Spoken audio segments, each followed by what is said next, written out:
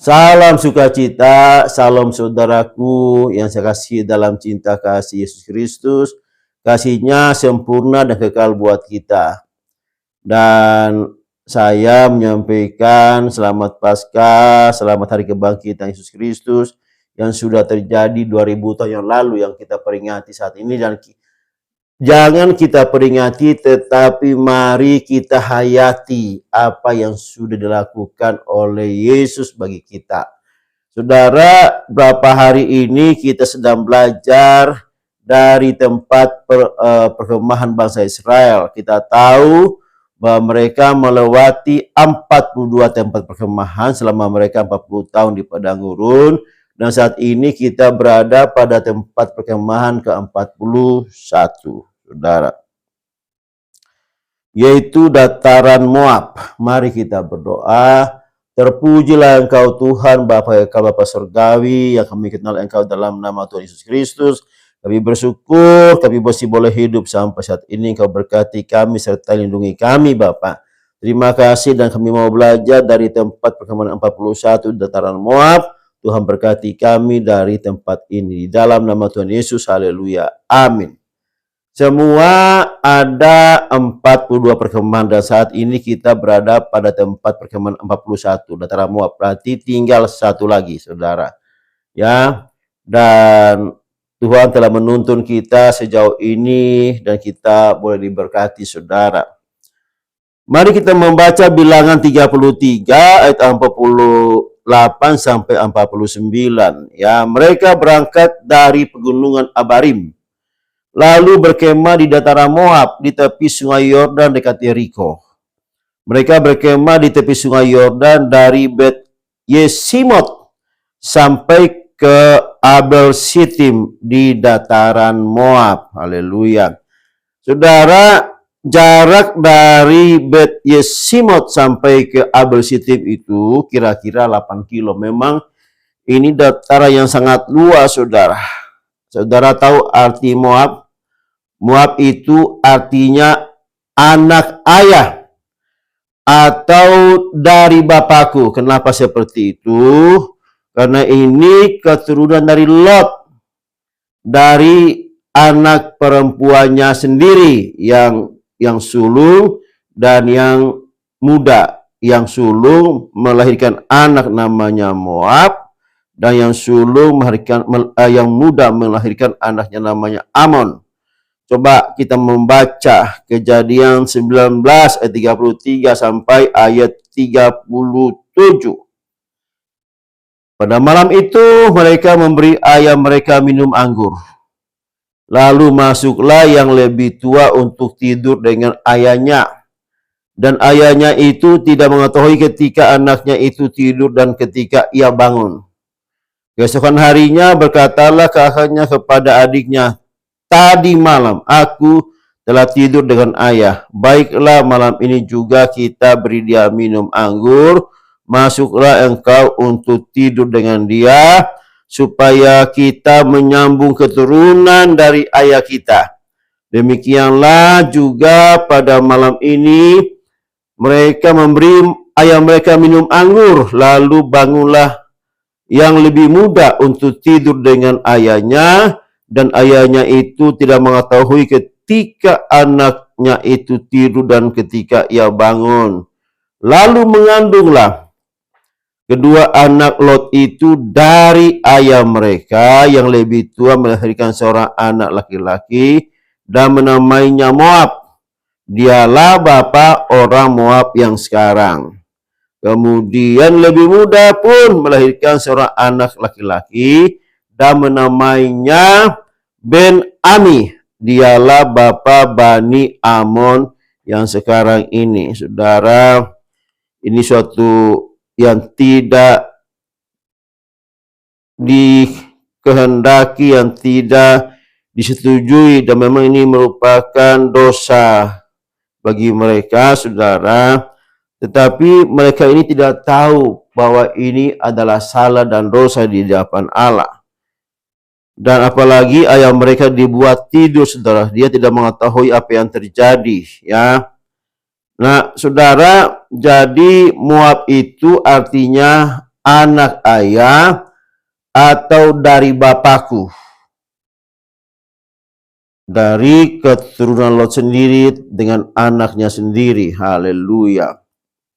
Saudara, ada satu hal yang luar biasa pada saat mereka menuju dataran Moab ini, mereka melakukan peperangan dengan Raja Sihon dari Amori dan juga Raja Og dari Basan. Nah, dua-duanya dapat dikalahkan. Nah, memang ini kalau kita membacanya panjang sekali. Saudara, itu terdapat di Bilangan 21 sampai 33. Kita tidak perlu baca karena memang panjang, Saudara. Jadi sementara mereka menuju ke dataran Moab itu, mereka mengalahkan Raja Sihon dan juga Og dari Basan. Tetapi pada saat mereka sampai di dataran Moab ini, ada beberapa peristiwa yang terjadi di dataran Moab, Saudara, yaitu bangsa Israel itu berzina dengan perempuan Moab oleh karena tipu muslihat dari Bileam. Bilangan 25 kita baca itu. Kemudian di dataran Moab ini juga mereka melakukan sensus kedua. Yang pertama sudah Tuhan tewaskan generasi pertama, sekarang ini mereka sensus untuk generasi yang kedua, Saudara. Jadi ini dapat kita baca Bilangan 26, sensus kedua bagi bangsa Israel. Dan di tempat ini juga mereka membuat peperangan dengan Midian, dan Midian dikalahkan, Bilangan 31. Kemudian juga di tempat ini mereka membagi-bagikan tanah di sebelah timur dari Sungai Yordan, ya. Kemudian di tempat ini juga Musa mengajarkan hukum Taurat kepada generasi yang kedua, Saudara. Dia pernah mengajarkannya ini pada waktu mereka di Gunung Sinai, di Sinai, Saudara. Mereka pada saat itu hukum itu diturunkan dari Allah, maka Musa mengajarkan mereka di dataran Sinai, Saudara, di padang Gunung Sinai. Kemudian juga disinilah Musa berpisah dengan bangsanya sendiri, karena dia kemudian dia disuruh Tuhan untuk naik ke Gunung Nebo, dan di sana dia mati, Saudara, Musa. Jadi di dataran Moab inilah Musa untuk terakhir kalinya bersama-sama dengan bangsa Israel. Selanjutnya dia menyerahkan tongkat kepemimpinannya itu kepada Yosua, seperti yang disuruh Tuhan kepada Musa. Saudara, jadi di tempat perkembangan 41 ini di dataran Moab, hal yang paling utama, yang paling penting bagi bangsa Israel adalah mereka di situ diajarkan secara mendalam, secara seksama, yaitu Taurat Tuhan, yang harus mereka lakukan supaya mereka menang menghadapi bangsa-bangsa Israel, bangsa-bangsa Kanaan. Supaya jadi ini disampaikan sebelum mereka masuk ke tanah Kanaan, Saudara. Dan ini adalah yang paling penting. Demikian juga kita dan saya, saudara-saudara, kita ini sedang menuju tanah Kanaan, dan kita perlu belajar mengenal Allah lebih lagi dengan firman Tuhan yang setiap hari kita baca. Saya di gereja grupnya membaca sehari 4 pasal. Nah, sekarang mungkin dari tahun berapa sudah 9-10 kali bolak-balik baca Alkitab, Kejadian, Wahyu, Saudara. Dan yang ibu-ibu sehari 3 pasal. Nah, ini harus kita terus lakukan menjadi gaya hidup kita, karena pembacaan, pengenalan Tuhan lewat firman Tuhan itu paling penting. Bagaimana kita mengenal Tuhan kalau kita tidak membaca firman-Nya? Saudara, penting sekali kita membaca firman Tuhan, merenungkan dalam hidup kita seperti dikatakan Mazmur 119 ayat 105. Firman-Mu itu pelita bagi kakiku dan terang bagi jalanku. Saudara, kita melangkah berjalan di dunia ini ada pelita, yaitu firman Tuhan. Saudara, Yosua 1 ayat 8 berkata, janganlah engkau lupa memperkatakan Taurat ini, tetapi renungkanlah itu siang dan malam, supaya engkau bertindak hati-hati sesuai dengan segala yang tertulis di dalamnya, sebab dengan demikian perjalananmu akan berhasil dan engkau akan beruntung. Saudara, hati-hati, membuat kita hati-hati oleh karena kita membaca, merenungkan firman Tuhan.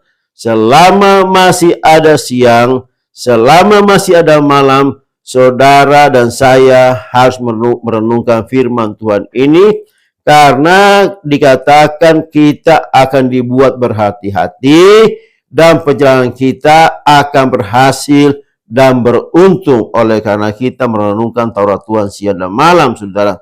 Kemudian 2 Timotius 3 ayat 16 sampai ayat 17. Segala tulisan yang diilhamkan Allah memang bermanfaat untuk mengajar, untuk menyatakan kesalahan, untuk memperbaiki kelakuan, dan untuk mendidik orang dalam kebenaran. Dengan demikian tiap-tiap manusia kepunyaan Allah diperlengkapi untuk setiap perbuatan baik. Saudara, firman Tuhan yang kita baca, kita renungkan sehari-hari, saudara, itu untuk mengajar, untuk menyatakan kesalahan, untuk memperbaiki kelakuan, dan mendidik kita dalam kebenaran. Haleluya, saudara. Sangat penting buat kita membaca, merenungkan firman Tuhan dan melakukan firman Tuhan itu dalam setiap kehidupan kita sehari-hari. Dengan firman Tuhan, saudara, iman kita akan semakin kuat. Kita belajar firman Tuhan untuk semakin kita mengenal Dia dan semakin teguh iman kita, saudara. Kita dibimbing ke jalan yang benar. Firman Tuhan memberikan petunjuk dan arahan untuk menjalani hidup ini sesuai dengan firman Tuhan, saudara. Firman Tuhan itu memberikan hikmat kepada kita, pengertian yang kita perlukan untuk membantu kita mengambil keputusan yang bijaksana dan menjalani hidup dengan penuh pengertian. Saudara, firman Tuhan itu membangun hubungan yang lebih dekat kepada Tuhan melalui firman-Nya. Saudara, Tuhan berbicara kepada kita dan kita dapat belajar mengenal Dia lebih baik dan benar, saudara. Saudara, demikianlah pesan dari perkemahan 41 dataran Moab. Saudara, sekali lagi, mari kita lebih giat untuk membaca, merenungkan, menghayati Taurat Tuhan ini, Alkitab ini, dan kita lakukan siang dan malam, sebab ini memberi kehidupan kepada kita, membimbing kita, menuntun kita ke jalan yang benar. Haleluya, membuat kita berhasil dan beruntung. Haleluya. Kita belajar firman setiap hari. Karena ini kita belum mengenal Dia dengan benar, dengan cara yang benar. Haleluya. Amin.